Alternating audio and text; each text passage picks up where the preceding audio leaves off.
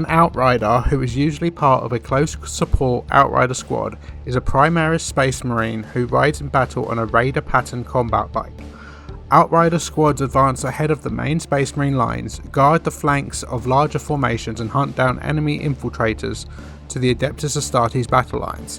When battle is joined, they conduct lightning fast hit and run attacks on defended positions and run down those who would try to escape, with the vengeance of the chapter.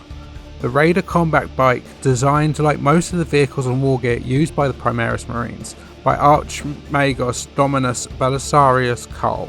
She has a lot of similarities with the standard Space Marine assault bike, including a twin-linked bolter weapon loadout and double exhausts. However, the engine block is even more heavily armoured and the front suspension has undergone quite an evolution. While speed, weapons and armour are certainly important for a combat bike, they are nothing when compared with performance. The Raider pattern combat bike is also excellent on the battlefield as long as its rider can dominate its bellicose machine spirit.